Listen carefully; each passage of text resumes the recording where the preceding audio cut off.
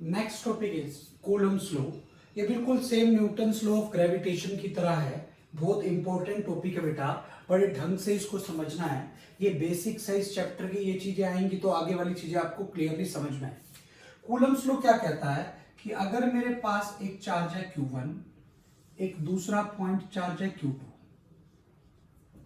एक point charge है Q1, दूसरा पॉइंट चार्ज है Q2 और इनके बीच का गैप है R।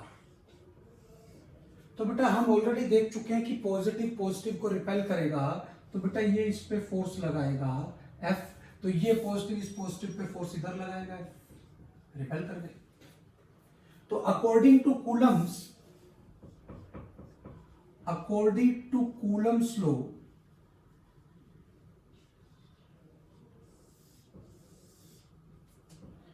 Electrostatic force of interaction, I'm not saying attraction, interaction between two charges is directly proportional to product of the charge and inversely proportional to R square। इस force का नाम मैंने F रख दिया, तो यहां से मुझे यह पता लग गया this force is directly proportional to Q1 Q2। Sign नहीं लेना, सिर्फ वैल्यू बाय R स्क्वायर। जैसे ही मैं यहां से डायरेक्टली प्रोपोर्शन का साइन हटाता हूं, एक कांस्टेंट लगेगा, उस कांस्टेंट का नाम K1 रख दिया। This K1, this is Q1 Q2 by R square. जहां पर आपको बेटा ये पता होना चाहिए कि ये जो K1 है, this K1 is constant of proportionality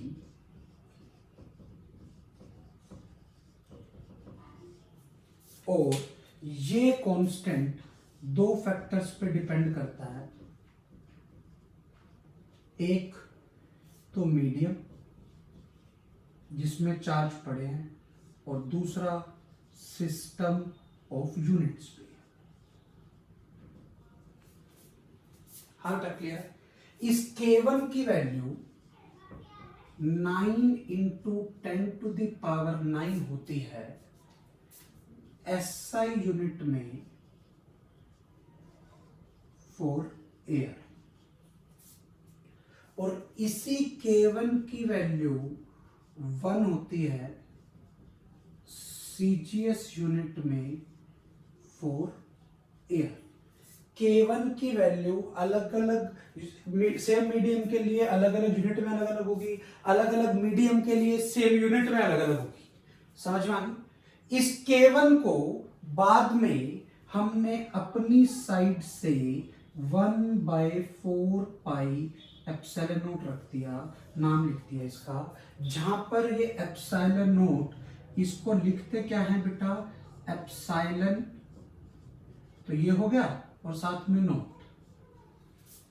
clear है, epsilon note, and this is absolute permittivity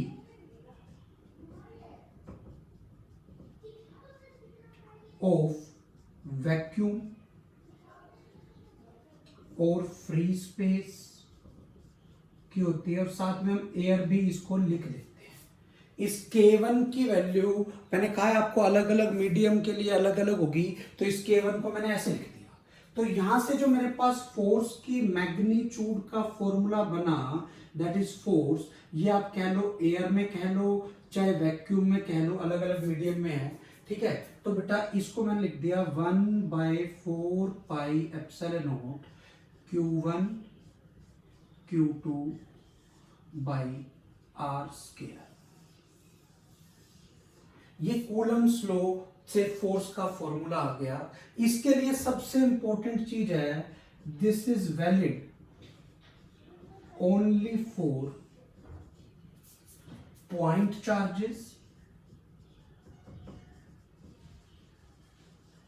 और spherical charges with outside point। ये बेटा ऐसा नहीं है कि किसी लाइन के लिए ये फॉर्मूला मैं लगा सकता हूं, नहीं लगा सकता। ये फॉर्मूला सिर्फ और सिर्फ पॉइंट चार्जेस के लिए लगेगा और spherical charges with outside point के लिए लगेगा। तो अल्टीमेटली मैंने कंक्लूड करके ये लिखा कि अगर मुझे ये जो फोर्स निकालनी है, इस फोर्स की मैग्नीट्यूड निकालनी है, ये एयर में फोर्स देख रहा हूं मैं या वैक्यूम में फोर्स देख रहा हूं, तो इसका जो फॉर्मूला आ रहा है वो आ रहा है 1/4 pi epsilon naught Q1 Q2 by R square, जहां पर एप्सिलॉन नॉट का क्या मतलब है, एब्सोल्यूट परमिटिविटी बोलते हैं एप्सिलॉन को, नोट लगने का मतलब है एयर की या वैक्यूम की होगी। ये चीज आपको क्लियरली पता होनी चाहिए कि हम कूलम्ब्स लॉ में ये फॉर्मूला हमारे पास डिराइव होकर आ गया। समझ आ गया बेटा? करें इसको आगे यहां से।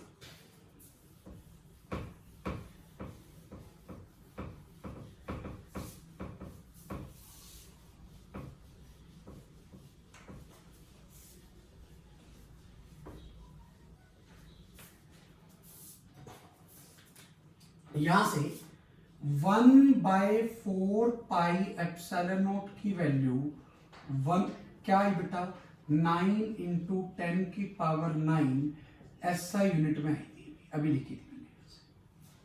क्लियर है? समझ आ गया मैंने क्या कहा है? अब यहां से अगर मैं एप्सिलॉन नॉट के यूनिट निकालना चाहूं, एप्सिलॉन नॉट की बात करूं, तो मैं इसको लिखूंगा 1/4 pi F Q1 Q2 by R square. तो अगर मैं यूनिट्स ऑफ एप्सिलॉन नॉट देखूं, अगर मैं एप्सिलॉन नॉट के यूनिट देखूं, आपको पता है चार्ज के यूनिट कूलम होते हैं, coulomb into coulomb, coulomb square, by force के यूनिट न्यूटन, आर का ये मीटर स्क्वायर, तो बेटा इसके यूनिट आ गए कूलम स्क्वायर पर न्यूटन पर मीटर स्क्वायर। हाँ बेटा क्लियर है? ऑन द सेम लाइन, ठीक है। यहीं से अगर मैं dimensional formula of epsilon not देखूं, कूलम स्क्वायर, कूलम का मतलब हो गया चार्ज, चार्ज का हो गया A1 T1 का स्क्वायर, न्यूटन, न्यूटन का हो गया M1 L1 T-2 की power -1, metre L-2। Are you getting my point? जैसे मैं इसको सिंप्लीफाई करता हूं, ये आ गया M-1, देख लो M-1 L-3। हाँ बेटा क्लियर है? M-1 L-3, 1 -1 -2 -3, T ये 2 4 and A2। This is the dimensional formula of epsilon not. ये बेटा मोस्ट इंपॉर्टेंट है, वेरी इंपॉर्टेंट है, नीट और जेई प्रीवियस ईयर में आया हुआ क्वेश्चन है। नीट और जेई प्रीवियस ईयर में आया हुआ क्वेश्चन है, वेरी इंपॉर्टेंट है। नीट और जेई में प्रीवियस ईयर में भी आया हुआ है। आपको इसकी वैल्यूज पता होनी चाहिए, यूनिट्स और डायमेंशन निकाले हमने। अब अगर मैं यहाँ पे आ जाऊं, आपको एप्सिलॉन नॉट की वैल्यू निकालनी हो, तो एप्सिलॉन नॉट की वैल्यू क्या आएगी बेटा, 1/4 pi into 9 into 10⁻⁹ SI unit में। इसको इधर ले गया, इसको इधर। जब मैंने इसको सिंप्लीफाई करके लिखा तो एप्सिलॉन नॉट की वैल्यू आ जाती है 8.854 इंटू 10⁻12। ये SI यूनिट में है, और SI यूनिट क्या है बेटा, कूलम स्क्वायर पर न्यूटन पर मीटर स्क्वायर। ये आपको ध्यान रखना है, इंपॉर्टेंट। यहीं से अगर मैं 1/4 पाई एप्सिलॉन नॉट की वैल्यू SI यूनिट में ना बात कर CGS में बात करता, तो CGS में वैल्यू क्या आती, 1। और ये कौन सी यूनिट की बात होती है, CGS यूनिट। CGS यूनिट कह लो और इलेक्ट्रोस्टैटिक यूनिट कह लो, मैं आपको ऑलरेडी बता चुका हूं। तो यहां से आपके पास एप्सिलॉन नॉट की वैल्यू 1/4 पाई आ गई।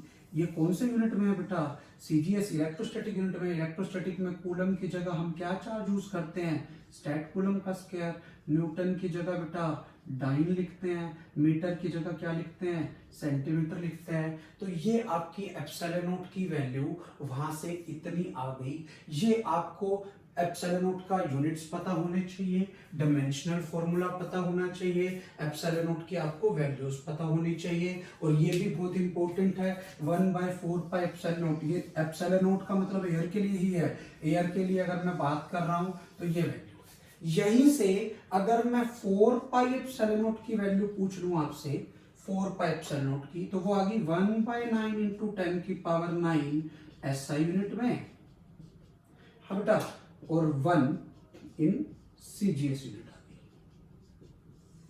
ये आपको डायरेक्टली सारी चीजें, ये सब कुछ आपको क्लियरली पता होना चाहिए। अलग अलग मटेरियल के लिए, अलग अलग मीडियम के लिए ये सारी चीजें इस तरह से वेरी करती है। कूलम्स लॉ में फोर्स का वो formula 1/4 pi epsilon naught Q1 Q2 by R square आपको क्लियरली पता होना चाहिए।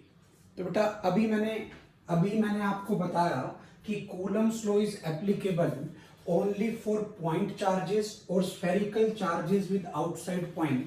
अदरवाइज मैं कूलम्स लॉ वाला फॉर्मूला डायरेक्ट नहीं लगा सकता, फिर कुछ मॉडिफिकेशन करनी पड़ेगी, इंटीग्रेशन वगैरह किसी छोटे से पोर्शन का करके फिर निकालते हैं। जैसे ये 2 पॉइंट चार्ज हैं, अब एयर में है, मुझे इन दोनों के बीच में फोर्स निकालनी हो, तो ये पॉजिटिव इस पॉजिटिव को रिपेल करेगा, ये पॉजिटिव इस पॉजिटिव को रिपेल करेगा, फोर्स F है। तो F की जो वैल्यू आएगी वो मैं सीधे लिख सकता हूं 1/4 pi epsilon naught Q1 Q2 by R square. मैं सिर्फ मैग्नीट्यूड पे कंसंट्रेट कर रहा हूं, अभी इतनी मैग्नीट्यूड आएगी।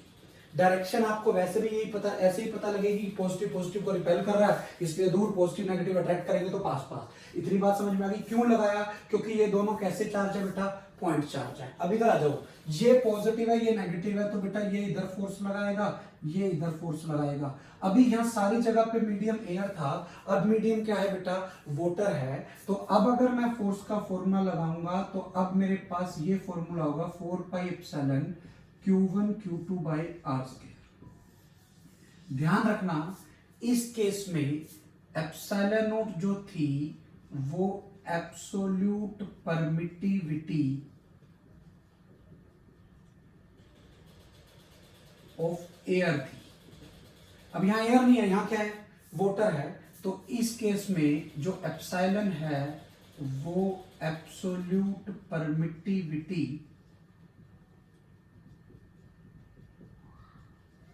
ऑफ वाटर है, क्योंकि सारी जगह पर आसपास में क्या है बेटा, वाटर है। इसीलिए मैंने फोर्स का फॉर्मूला, पॉइंट चार्जेस हैं इसलिए फॉर्मूला तो वही लग गया, बट ये हो गया। अब इसमें देखो स्फेरिकल चार्ज डिस्ट्रीब्यूशन है, आउटसाइड पॉइंट पे चार्ज है। तो अगर मुझे देखो ये पॉजिटिव इस पॉजिटिव को रिपेल करेगा, इस पे फोर्स इधर आएगी, तो सेम लाइन पर इस पे फोर्स इधर आएगी। तो अगर मैं इस केस में फोर्स का फॉर्मूला लगाऊंगा तो 1/4 पाई एप्सिलॉन नॉट, जब कुछ नहीं बोला हुआ तो मैं मानूंगा कि यहाँ पर क्या है, सारी जगह पर एयर है, that is capital Q small q by R square. Option के हिसाब से देखना पड़ेगा, ये ऑप्शन है तो ये हमारा आंसर आ जाएगा, because spherical charges with outside point के लिए मैं डायरेक्ट ये वाला फॉर्मूला अप्लाई कर सकता हूं। अब अगर मैं इधर आ जाऊं, इस केस में force will not be equal to 1/4 pi epsilon naught capital Q small q by R plus L by 2 का स्क्वायर। ये वाला केस क्या है, अब आपको बड़े ध्यान से समझना है। ये मेरे पास एक रोड है, यूनिफॉर्म रोड है, लीनियर रोड है, इस पे यूनिफॉर्म चार्ज डिस्ट्रीब्यूशन Q है, यहाँ Q रख दिया। तो मैं फोर्स का फॉर्मूला डायरेक्ट नहीं लगा सकता, मैं इसको सेंटर ऑफ मास वाले कंसेप्ट से भी नहीं कर सकता। मैंने मान लिया कि यहाँ सेंटर ऑफ मास है, ये L/2 आ जाए, तो मैं इसको डायरेक्ट कर लूं तो भी ये आंसर नहीं आता। क्यों? अब मैं डायरेक्ट कूलम्स लॉ तो अप्लाई ही नहीं कर पाऊंगा। क्यों नहीं अप्लाई कर पाऊंगा बेटा?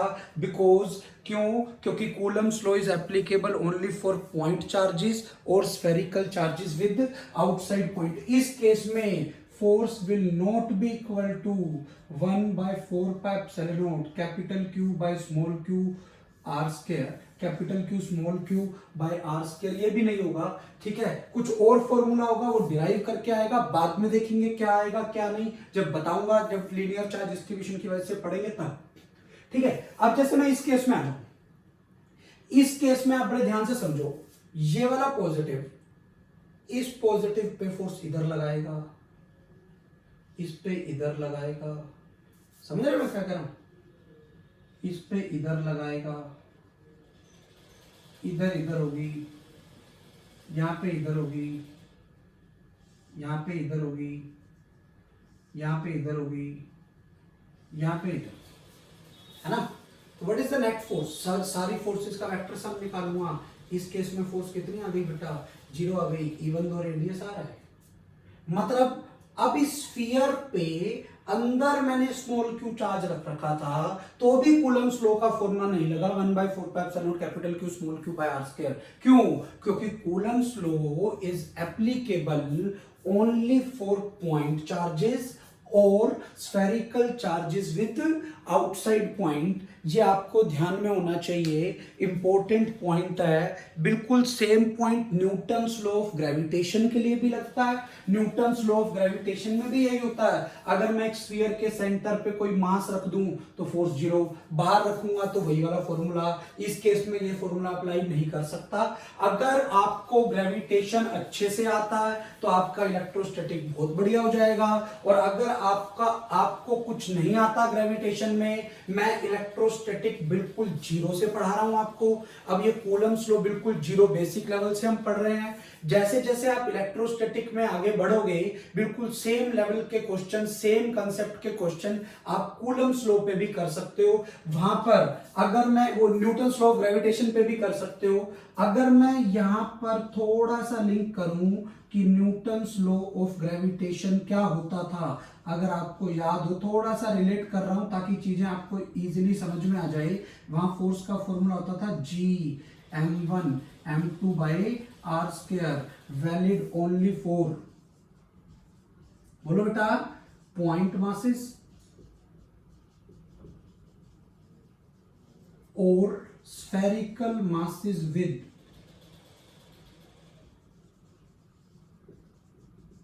आउटसाइड पॉइंट,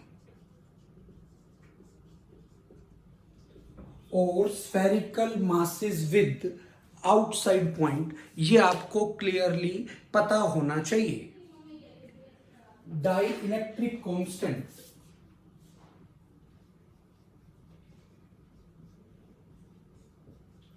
और relative permittivity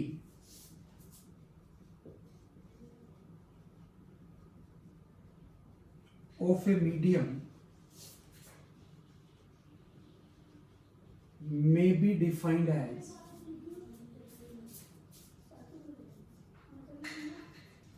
the ratio of force between two charges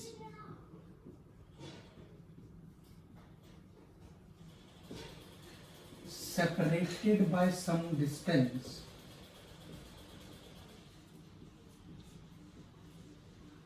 in air to the force between two charges separated by same distance, by some distance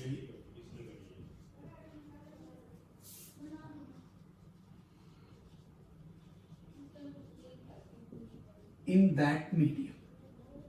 ये बेटा डाइलेक्ट्रिक कांस्टेंट और रिलेटिव परमिटिविटी की definition है।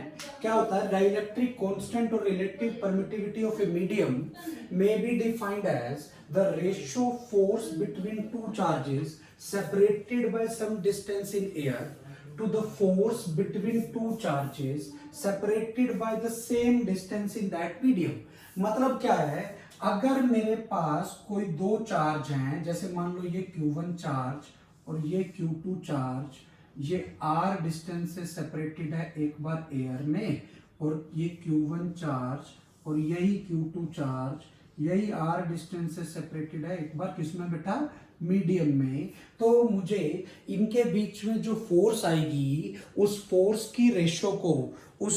की ratio को मैं dielectric constant और relative permittivity of the medium बोल दूंगा।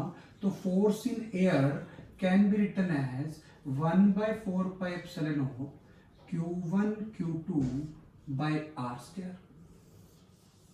समझ आ गई क्यों बेटा? एप्सिलॉन नॉट क्यों लिखा? क्योंकि एयर में है। अगर मैं फोर्स इन मीडियम की बात करूं तो ये आ गई बेटा 1/4 pi epsilon Q1 Q2 by R square. अब आपको यहाँ पे बड़े ध्यान से देखना है कि ये जो एप्सिलॉन नॉट है, this is the absolute permittivity of air. Air कह लो, वैक्यूम कह लो, और एप्सिलॉन क्या है? Absolute permittivity of medium. हाँ बेटा, क्लियर है यहां तक?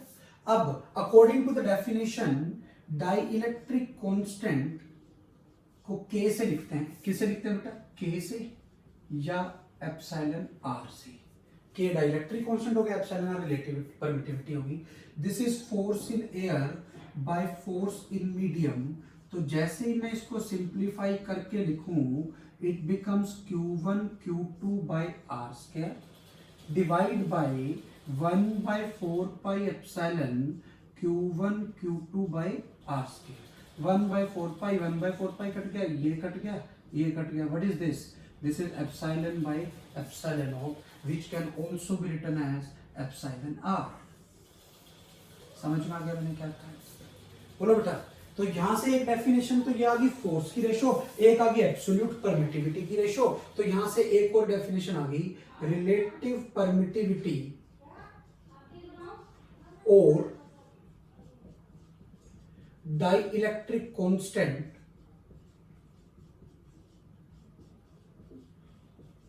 Of a medium may also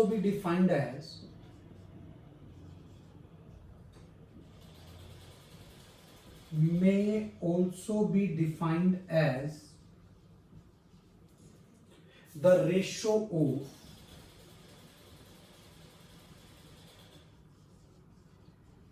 absolute permittivity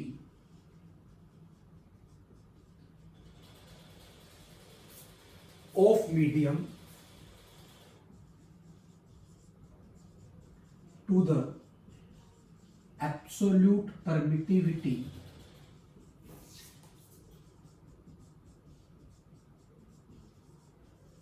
of vacuum or free space or air।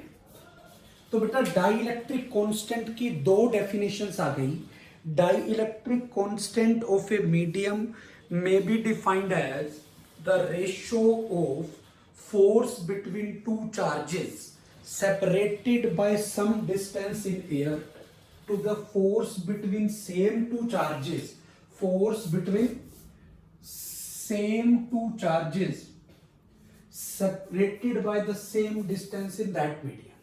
या दूसरी डेफिनेशन आ गई, रिलेटिव परमिटिविटी और dielectric constant of a medium may also be defined as the ratio of absolute permittivity of the medium to the absolute permittivity of the vacuum or free space।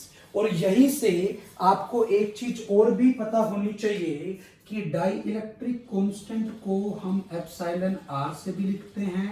इसका एक formula epsilon by epsilon not होगा, एक formula force in air by force in medium होगा। ये आपको पता होना चाहिए। क्लियर है यहां तक? ठीक है। दूसरा पॉइंट यहीं से, dielectric constant is always greater than और equal to 1। It can never be less than 1, it can never be negative. अलग अलग मटेरियल्स के लिए ये अलग अलग होगा। Dielectric constant for air is equal to 1। क्यों बेटा? ऊपर भी एयर हो गई, नीचे भी एयर हो गई, तो 1 हो गया।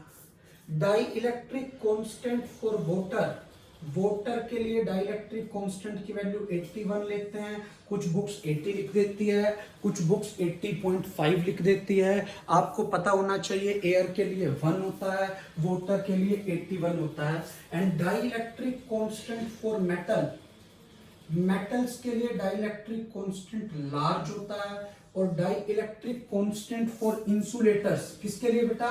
इंसुलेटर्स के लिए, इंसुलेटर्स के लिए स्मॉल होता है, but can never be less than 1।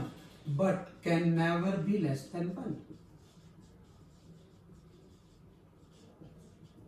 ठीक है, अब आप देख लो, air is a good insulator, इसलिए एयर का कम है 1, कम से कम 1 हो सकता है। मेटल का ज्यादा होता है, जितना ज्यादा मेटेलिक मीडियम होगा उसका डाइलेक्ट्रिक कांस्टेंट उतना ज्यादा होगा। डाइलेक्ट्रिक कांस्टेंट या रिलेटिव परमिटिविटी ज्यादा होने का मतलब यही है कि बेटा क्या ज्यादा है, एप्सिलॉन उसका उतना ही ज्यादा होगा। अभी हमने डाइलेक्ट्रिक कांस्टेंट की डेफिनेशन पढ़ी है। डाइलेक्ट्रिक कांस्टेंट की डेफिनेशन यही थी, ratio force in air and force in medium. ये के उसी मीडियम का डाइलेक्ट्रिक कांस्टेंट है। तो यहां से मुझे ये पता लग गया कि force in air is greater than और equal to force in medium. Air में जो फोर्स होगी वो मीडियम से ज्यादा होगी। Force in air is greater than और equal to force in medium. ये हमारा, ये आपको डायरेक्टली पता होना चाहिए। यहां से एक पॉइंट और पता लग गई कि हमें मीडियम में कभी भी फोर्स निकालनी हो, अगर एयर में फोर्स पता हो तो हम डिवाइड बाय के कर देंगे, क्योंकि मीडियम में फोर्स कम हो जाएगी।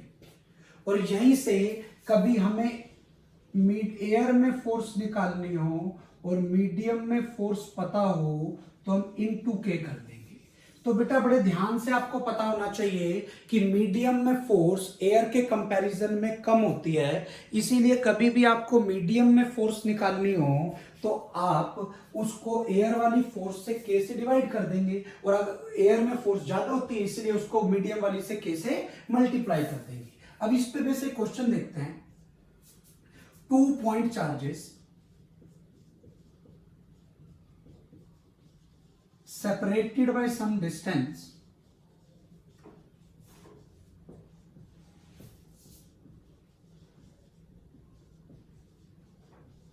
in water exert force capital F on each other. Now the charges are taken out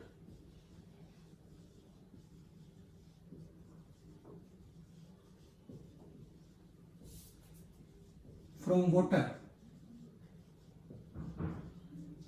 and placed in a new medium having dielectric constant K.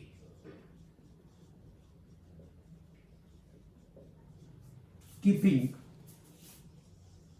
the distance between the charges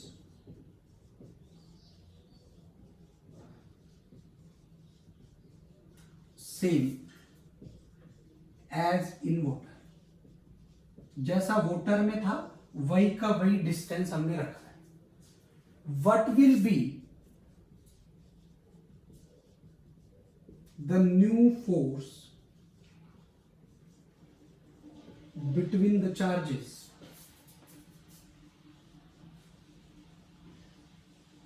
in the medium? In the medium. ये हमारे पास question है, दोबारा सुन लो बेटा. 2 point charges separated by some distance in water exert force F on each other. Now the charges are taken out from water and placed in a new medium having dielectric constant K, keeping the distance between the charges same as in water. What will be the new force between the charges in the medium? तो बेटा देखते हैं. सबसे पहले charge किसमें है? Water में. फिर वाटर से बाहर निकाले होंगे, एयर में आए होंगे, फिर एयर से नए मीडियम में डाले होंगे. तो बेटा सबसे पहले force in air by force in water will be equal to K of water. Clear है? और वाटर का के हम 81 लेते हैं, अभी मैंने आपको बताया था. अब आप बड़े ध्यान से देखो, यहां से जब आपने सबसे पहले वाटर से बाहर निकाले होंगे, फोर्स एयर में आई होगी, वाटर में फोर्स F थी, ये बेटा 81 आ गया.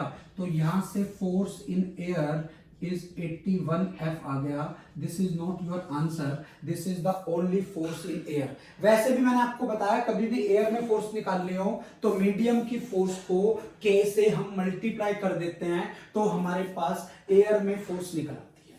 अब मुझे फोर्स मीडियम में निकालनी है तो force in air by force in medium is equal to K। तो यहां से अगर मुझे मीडियम में फोर्स निकालनी है तो that will be force in air by K। Force in air will be equal to 81 F by K। तो मीडियम में जो मेरे पास फोर्स आ गई वो कितनी आ गई बेटा, that is 81 F by K is our answer. ये आपको ध्यान रखना है। डायरेक्ट अगर मैं इसी क्वेश्चन को शॉर्टकट से करना चाहता तो पहले वाटर में है फोर्स F लग रही है, अगर मैं एयर में निकालूंगा तो वाटर के साथ वाटर के K से मल्टीप्लाई करना पड़ेगा तो एयर में फोर्स 81 F हो जाती। अब उसको मीडियम में डालूंगा तो फोर्स कम होगी, K से डिवाइड करना पड़ेगा तो आपका आंसर कितना आ जाता बेटा, 81 F बाई K। समझ में आ गया बेटा डाई इलेक्ट्रिक कांस्टेंट और रिलेटिव परमिटिविटी का कंसेप्ट। यहीं से आपको एक चीज और पता होनी चाहिए कि डाई इलेक्ट्रिक कांस्टेंट यूनिटलेस और डायमेंशनलेस होगा। क्यों यूनिटलेस और डायमेंशनलेस होगा बेटा, ऊपर भी फोर्स है नीचे भी फोर्स है। बड़े ध्यान से समझना है। एब्सोल्यूट परमिटिविटी जो हम एप्सिलॉन नोट लिखा था उसके यूनिट्स भी थे, उसके डायमेंशन भी थे। रिलेटिव परमिटिविटी कह लो चाहे डाइलेक्ट्रिक कांस्टेंट कह लो, उसके कोई यूनिट नहीं है, कोई डायमेंशन नहीं है, that is unitless and the next heading is Coulomb's law in vector form. क्या हेडिंग है बेटा, Coulomb's law in vector form. अब हमें इसको देखना है। मैंने क्या एज्यूम किया कि मेरे पास 2 पॉइंट चार्ज हैं, एक प्लस Q1 एक प्लस Q2। पॉजिटिव पॉजिटिव को रिपेल कर रहा है तो उसकी वजह से फोर्स इधर आ गई, इसकी वजह से फोर्स इधर आ गई। ये सेकंड चार्ज पे फोर्स है, कौन लगा रहा है बेटा, फर्स्ट चार्ज लगा रहा है तो मैंने लिख दिया इसको F21, force on 2 due to 1। यहां पर फर्स्ट चार्ज पे फोर्स है, कौन लगा रहा है बेटा, सेकंड चार्ज लगा रहा है तो इसका नाम रख दिया F12। क्लियर है। ये यूनिट वेक्टर है, R12 नाम लिखा है। अगर मैं 1 से 2 की तरफ जा रहा हूं बेटा तो R12 is the unit vector जब हम 1 से 2 जा रहे हैं, and R21 is the unit vector जब हम 2 से 1 जा रहे हैं। क्लियर है। इससे पहले अगर मैं इसके डेरिवेशन पे आऊं तो आपको सबसे पहले 1-2 पॉइंट पता होने चाहिए कि हर वेक्टर में 2 चीजें होती हैं, एक वेक्टर की मैग्नीट्यूड, दूसरा उसकी direction, and direction will be given by unit vector. एक वेक्टर की मैग्नीट्यूड, दूसरी उसकी direction, direction will be given by unit vector. ये आपको क्लियरली पता होनी चाहिए। अब अगर मैं ये कहूं force on charge Q1 due to charge Q2, देखो फर्स्ट चार्ज पे फोर्स देखिए दूसरे की वजह से, तो ये फोर्स क्या आ गई बेटा, F12। क्लियर है। अब अगर मैं इस फोर्स का फॉर्मूला लिखूं तो बेटा फॉर्मूला हम यही मान के चल रहे हैं एयर में है तो फोर्स का फॉर्मूला तो वही आ गया 1/4πε0 Q1 Q2/r²। मैंने आपको कहा था यहां चार्ज की वैल्यूज लिखनी है, साइन नहीं लगानी। Q1 Q2/r², ये तो आ गई मैग्नीट्यूड और डायरेक्शन। अब बड़े ध्यान से डायरेक्शन देखनी है। F12 की डायरेक्शन इधर वाली है, इधर वाला यूनिट वेक्टर ये वाला है कि ये वाला है, ये वाला है, तो बेटा ये आ गया R21। समझ में आ गया मैंने क्या कहा है, बोलो बेटा। इसकी डायरेक्शन इधर वाली है, इसलिए यूनिट वेक्टर इधर वाला आ गया। अब आपको एक चीज बहुत इंपॉर्टेंटली याद रखनी है, ध्यान रखना है। मोस्टली स्टूडेंट रट लेते हैं, रटना बिल्कुल गलत है। F12 इधर है तो इधर 21 आता है, ऐसा रटना बिल्कुल गलत है। वो सिर्फ तभी आएगा जब ये भी पॉजिटिव ये भी पॉजिटिव, या ये भी नेगेटिव ये भी नेगेटिव। अगर एक पॉजिटिव हो जाता और एक नेगेटिव हो जाता तो ये फोर्स इधर आती क्या अंदर आती, अंदर आ जाती, क्योंकि एक पॉजिटिव हो जाता एक नेगेटिव हो जाता।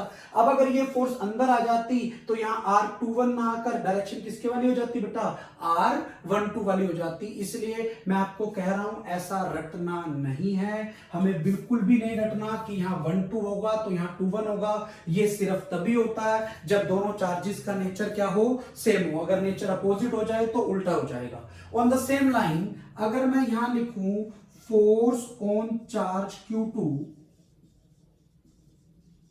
ड्यू टू चार्ज Q1, अगर Q1 की वजह से Q2 पे फोर्स निकालूं तो वो जो फोर्स आएगी दैट विल बी F21, तो वो फॉर्मूला होगा 1/4πε0 Q1 Q2 by R square into R12 क्यों हुआ ये बड़ा ध्यान से देखना है बेटा। F21 इधर है, R12 की डायरेक्शन भी यही है, इसलिए ये ऐसे आ गई। किसी को कोई डाउट बोलो बेटा।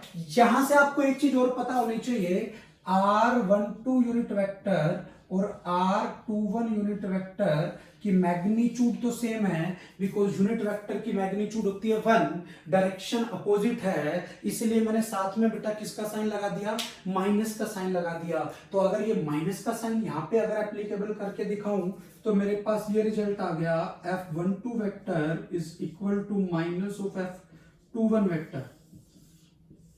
हाँ बेटा क्लियर है यहां तक। और ये कौन सा लॉ होता है, ये आपने पढ़ा होगा न्यूटन्स थर्ड लॉ।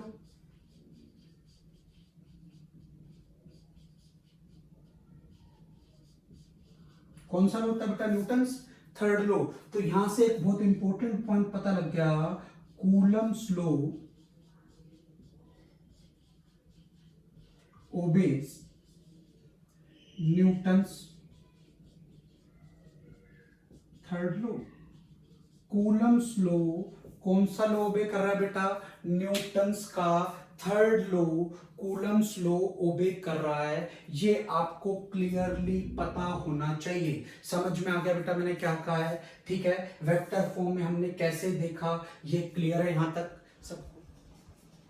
अभी हमने Coulomb's law in vector form में ये फॉर्मूला पढ़ा। अब इसी को थोड़ा सा एक्सटेंड कर रहा हूं इसी टॉपिक के लिए, ढंग से समझना यहां पर। हाँ बेटा आपको ये पता होना चाहिए, एक वेक्टर में दो चीजें होती है, एक मैग्नीट्यूड एक डायरेक्शन। अगर आपको ए कैप निकालना है तो आप लिखोगे वेक्टर बाय वेक्टर की मैग्नीट्यूड। तो सेम चीज मैं यहां पे कर रहा हूं, तो मैं इसको ऐसे लिख सकता हूं 1/4πε0 Q1 Q2 by R square. इस R21 वेक्टर को मैं ऐसे लिख सकता हूं R21 vector by R21 vector की मैग्नीट्यूड। कैप को लिख सकता हूं वेक्टर बाय वेक्टर की मैग्नीट्यूड। यहीं से ये जो आपका F12 आ गया बेटा, ये आ गया 1/4πε0 Q1 Q2 by R square आ गया।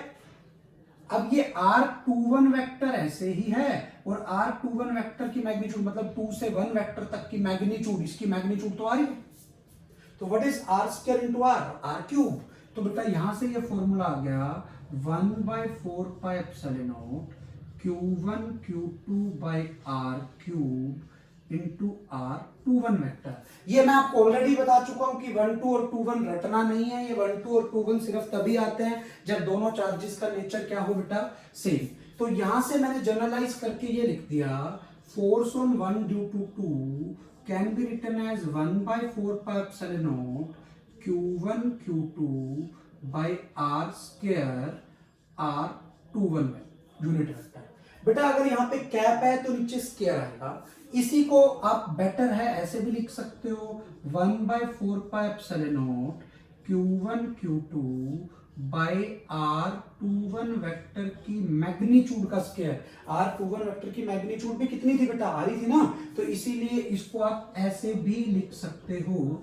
ये आपको ध्यान रखना है, ये फॉर्मूला कब है, जब कैप हो तो नीचे आर स्क्वायर आता है। अब इसी से यहीं से आप बड़े ध्यान से देखो, अगर वेक्टर है तो नीचे क्यूब आता है, तो मैं इसी को ऐसे भी लिख सकता हूं, this can be written as 1/4πε0 Q1 Q2 by R cube in R21 vector. Clear है यहां तक। इसी को मैं ऐसे भी लिख सकता हूं 1/4πε0 Q1 Q2 by R21 vector की मैग्नीट्यूड का क्यूब इंटू R21 वेक्टर।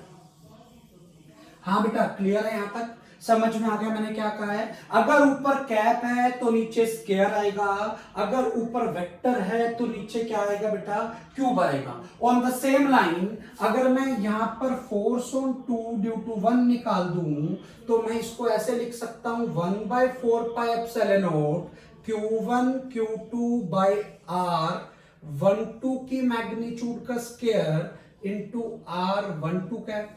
समझ में आ गया बेटा, 2 1 में 1 2 कैप लिख दिया। और on the same line force on 2 due to 1 can be written as 1/4 pi epsilon naught Q1 Q2 by R12 की मैग्नीट्यूड का क्यूब इंटू R12 वेक्टर। समझ में आ गया बेटा। सबसे इंपॉर्टेंट पॉइंट आपको ये ध्यान रखना है कि अगर ऊपर कैप है तो नीचे स्केयर आएगा, और अगर ऊपर पूरा वेक्टर है तो नीचे क्या आएगा बेटा, क्यूब आएगा। This is all about Coulomb's law in vector form. और आपको यहां से ये पॉइंट भी पता होना चाहिए कि कूलम्स लॉ ओबे Newton's third law. Coulomb's law ओबे न्यूटन्स थर्ड लॉ।